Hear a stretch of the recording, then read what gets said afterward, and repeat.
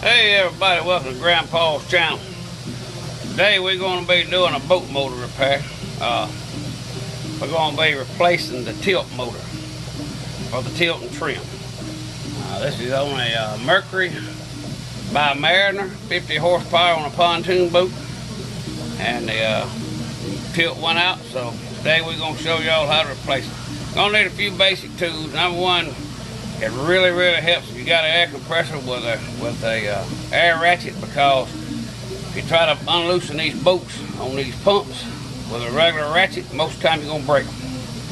And then you're gonna throw it all in the garbage and you're gonna go get you a new one. So it's best to have an air ratchet. Air ratchet chatters it a little bit and breaks it loose, because they got a little bit of glue on them in there. So let's get on with the video. I hope y'all enjoy it. Today, like I said, we were replacing a motor for a tilt and trim on a Force 50 horse outboard. Here we go. Okay everybody, I want to show y'all what we got. This here is an electric motor on a Force 50 horse boat motor. It's an electric pump motor. And all this in here is hydraulic. So what we're going to do today is got 1, 2, 3, 4. We got 4 bolts we got to break out there. And we're going to remove this and get all this working again. So here we go. Okay, the reason I say it's best to use an impact ratchet is because these bolts, when they put them in, they got a little glue on them. When they go down in there, they get stuck. And you try to bust it loose with a ratchet, you're going to break the boat. When you break the boat, you can throw the whole thing in the garbage. No good. So let's see, I got a little oil on these already. I had them soaking. It's best to do that overnight. And that oil will get around everything, kind of break the corrosion up. So let's see if we can bust this puppy loose. First thing, we got a boat way back here in the back. Some of these are boats, some of them hex boats, some of them Allen head. I mean, I've seen them with screwdriver heads on them, and you ain't getting them suckers out. You can tell your customers, throw them in the garbage. All right, here we go. Let's see if we can bust it loose. Oh yeah, look at that.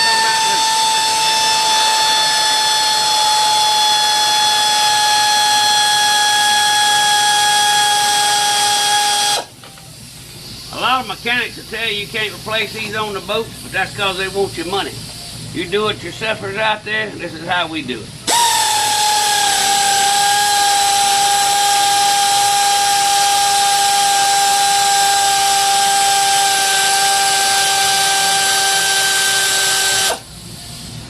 You know what, let me get an oil pan, because a lot of times you got too much oil, and of course this is already squirted all over because I had to release I got a release screw on them. You got a big screwdriver, you can release it to get it to go down if it's stuck up. And if you need to put it down, you release it, then it'll drop down. So let me go get a pan. I might need to catch this oil. Stand by.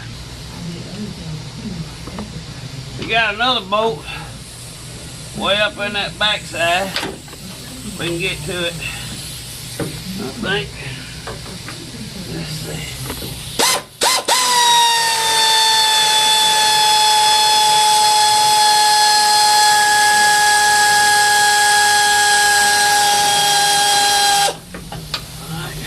Come out. Very important that you keep your bolts in a container that's clean, because one little piece of grit in this thing, you will destroy the boat motor. Let me get y'all on over here where you can see a little better what's going on. There you go, right there.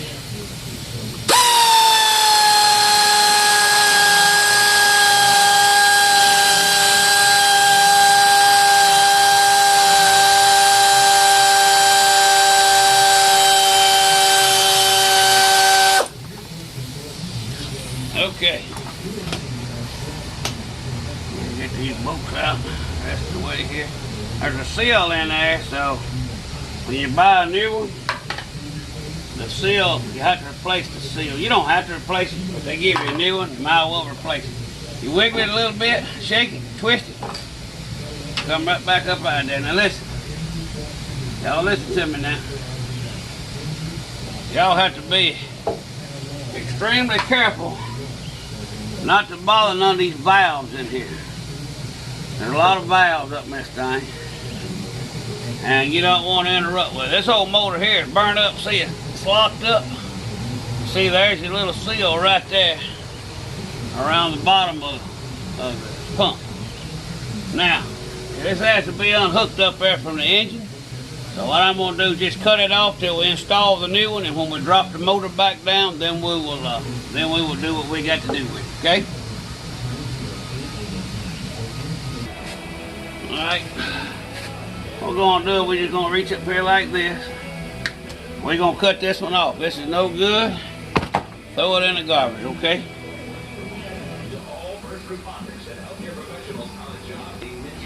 Alright, here's the new pump right here. I ordered this pump out of Texas. It's supposed to have been, you know, it said, I try to buy American made products because I worked for the railroad and I was a union man. And anyhow, said it was made in USA, out of Texas. Texas Marine Products, okay? This is just a box right here. Now I want to show y'all something.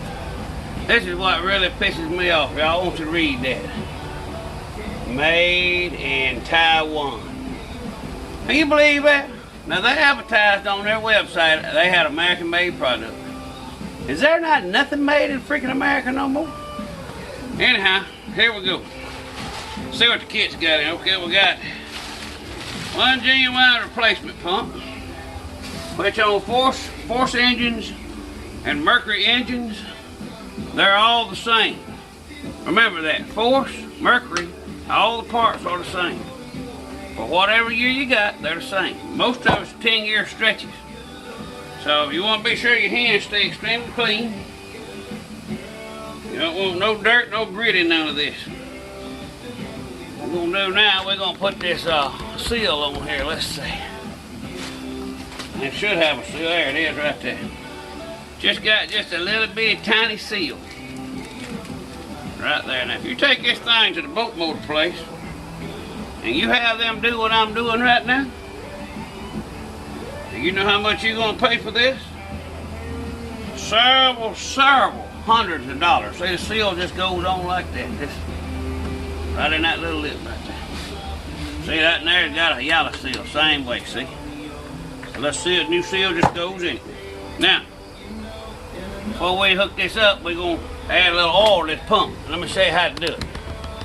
You can come over here. Let's bring you over here. Down in here is the fluid chamber. And what happens when the pump's running, you push your button up, the pump pushes fluid into this cylinder, which pushes this ram up right here. Pushes that ram up, pushes your motor up. When you turn it reverse, it pulls the fluid back into the pump. Okay? Now the pump right now is a little low, so we're not going to add a whole lot. But I'm going to add enough up to about right here, because that's about where it's supposed to sit. Now, some people say, oh no, you can't use any kind of hydraulic fluid. This here is tractor hydraulic fluid. It also runs my log splitter, as well as jacks and anything that's hydraulic fluid is hydraulic fluid. Don't let them shit you. I think we're just going to wing this without the fun. Here we go.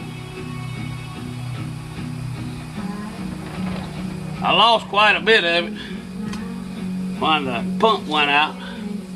So we're just going to fill it up over the valves, and we should be fine.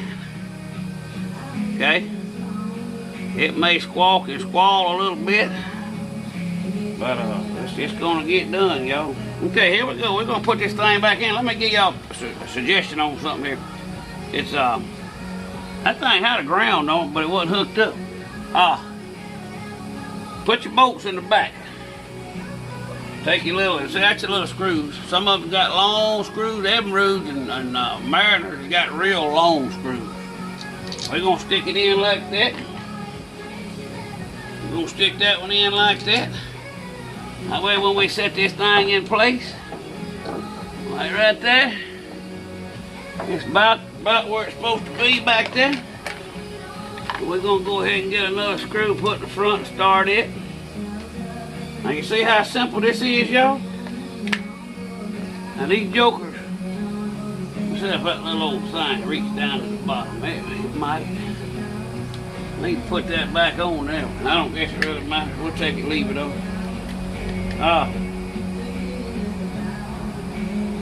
Anyhow, they charge you an arm and a leg to do this. Now, that ain't no joke. What we're gonna do here is I'm gonna try to reach back in here on my socket and get them screws started. Let me get you over here where you can see better. I know y'all can't see good. Trying to position this camera into place is almost impossible. Let's see. Alright, there you go, right there. You can see now. Alright. We're in tight quarters here, y'all, so that's why the camera's having problems. We're up underneath the boat motor.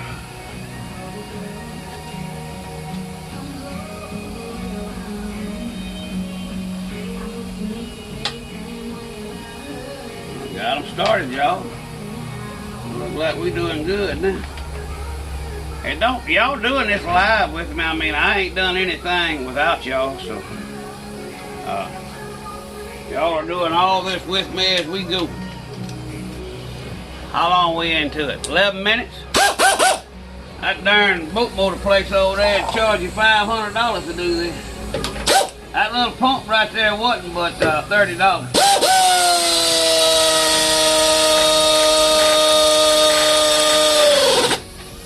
I called the boat motor place over there. They wanted $300 for that little motor. I give $30 for it. Y'all hold on just a minute. I gotta go turn the compressor back on. Alright, we got the compressor back on. Look, y'all don't have to tighten these up extremely tight. Don't over tighten.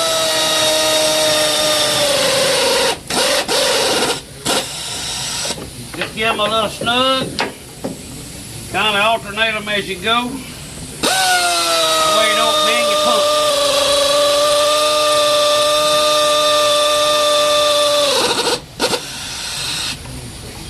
So you just give just a little snug up there. Not much. We're gonna go back here in a minute and hand tighten them with a ratchet. I'm sure they got specifications. Grandpa Cotton's always spaced out. That's a crock. A lot of times them specifications ain't worth a flip. Alright. You see how easy that was, y'all? I mean, here it is 11 minutes in and we done changed the pump. Now for y'all that's got pump problems and you can't afford to take it to the outboard motor place to be repaired, just repair it yourself. This little project so far has cost me $30. And if this would have went to the boat motor repair shop or I was repairing it for somebody, it'd be about $250. Okay, pump's in. Look, y'all. Hey, it's in there. It's all good. Now I'm gonna cut the camera off for a minute because I gotta lower this thing down. I got it held up by a come along. And we'll get together and I'll show you how to rerun your wires. Just follow your wires up through there like so. Matter of fact, we're gonna slide this back down here, this rubber back down. See, you slide it back down to the top of it. And you just push your wires back through your hole, which goes up to your motor. I'll show y'all just a minute how to hook them, unhook them and hook them back up. It's no big deal, see? It's up, out of the way. Okay, pop on.